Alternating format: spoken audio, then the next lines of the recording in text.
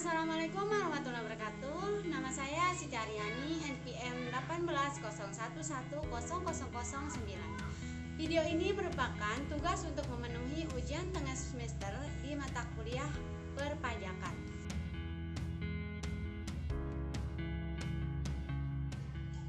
Oke, di sini kita akan membahas 5 pembahasan. Yang A, pengertian pajak; B, ciri-ciri pajak; C, perspektif pajak dari sisi ekonomi dan hukum; D, fungsi pajak bagi negara dan masyarakat; E, jenis pajak yang dipungut pemerintah dari masyarakat.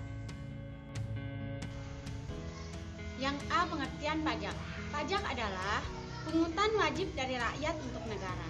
Setiap sen uang pajak yang dibayarkan rakyat akan masuk dalam pos pendapatan negara dari sektor pajak.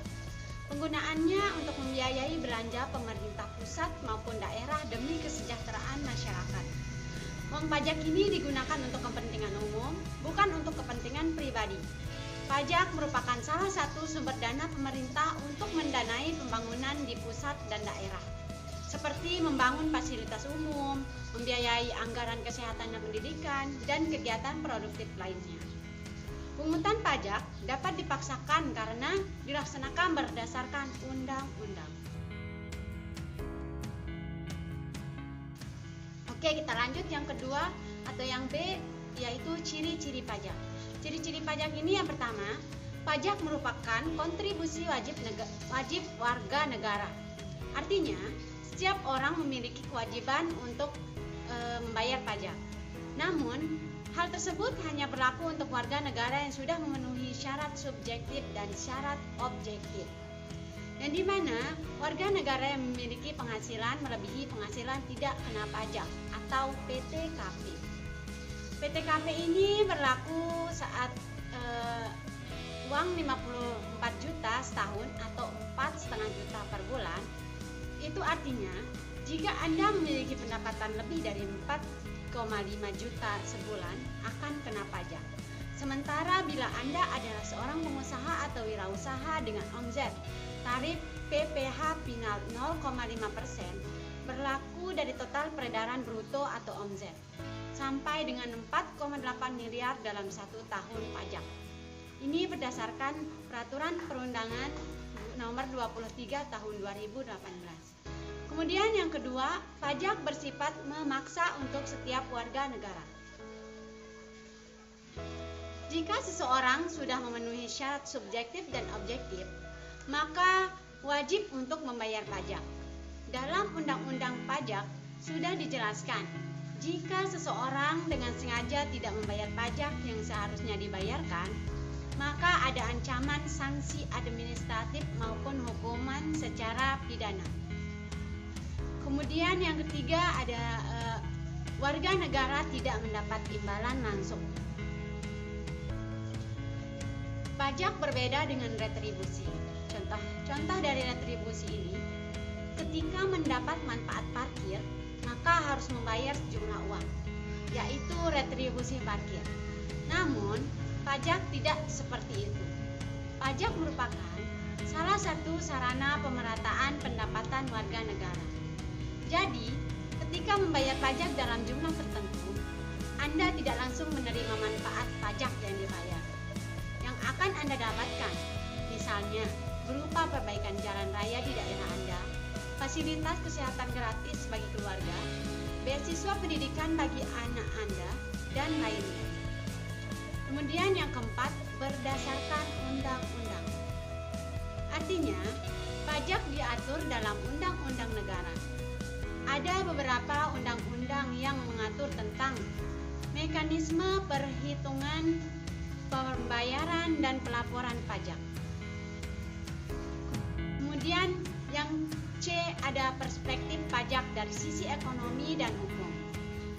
Yang pertama ada pajak dari perspektif ekonomi.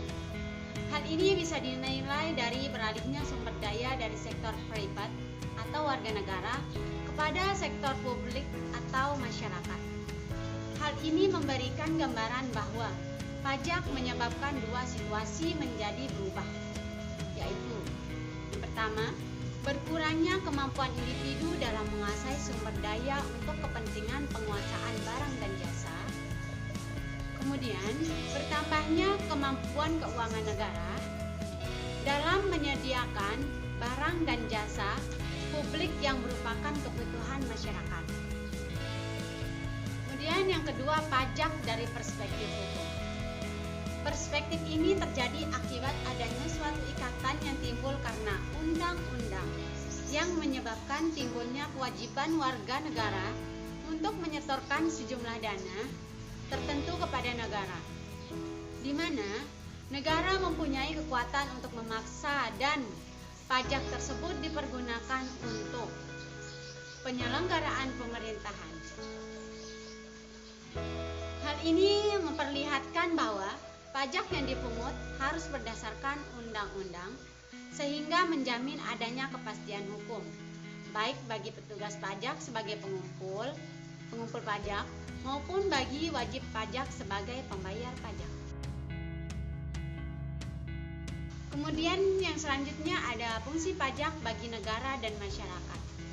Yang pertama ada fungsi pajak, fungsi anggaran atau fungsi budgeter. Pajak merupakan sumber pemasukan keuangan negara dengan cara mengumpulkan dana atau uang dari wajib pajak ke kas negara untuk membiayai pembangunan nasional atau pengeluaran negara lainnya. Dengan demikian, fungsi pajak merupakan sumber pendapatan negara yang memiliki tujuan menyeimbangkan pengeluaran negara. Dengan pendapatan negara, kemudian yang kedua ada fungsi mengatur atau fungsi regulasi. Pajak merupakan alat untuk melaksanakan atau mengatur kebijakan negara dalam lapangan sosial dan ekonomi. Fungsi mengatur tersebut antara lain: A. Pajak dapat digunakan untuk menghambat laju inflasi. Kemudian yang B, pajak dapat digunakan sebagai alat untuk mendorong kegiatan ekspor, seperti pajak ekspor barang. Kemudian yang C, pajak dapat memberikan proteksi atau perlindungan terhadap barang produksi dari dalam negeri. Contohnya, pajak pertambahan nilai atau PPN. Kemudian yang D, pajak dapat mengatur dan menarik investasi modal yang membantu perekonomian agar semakin produktif.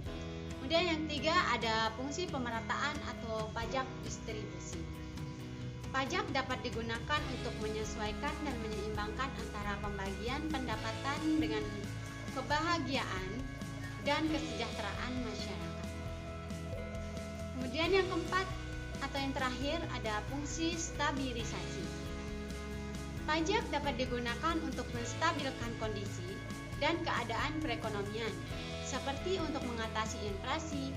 Pemerintah menetapkan pajak yang tinggi sehingga jumlah uang yang beredar dapat dikurangi. Sedangkan untuk mengatasi kelesuan ekonomi atau deflasi, pemerintah menurunkan pajak sehingga jumlah uang yang beredar dapat ditambah dan deflasi dapat diatasi. Kemudian materi yang selanjutnya yaitu ada jenis pajak yang dipungut pemerintah dari masyarakat. Yang pertama, jenis pajak berdasarkan sifat. Berdasarkan sifatnya, pajak digolongkan menjadi dua jenis, yaitu pajak tidak langsung dan pajak langsung. Tambahan pertama yaitu pajak tidak langsung atau indirect tax. Pajak tidak langsung merupakan pajak yang hanya diberikan kepada wajib pajak yang melakukan peristiwa atau perbuatan pajak. Sedangkan pajak tidak langsung tidak dapat diberi secara bertahap,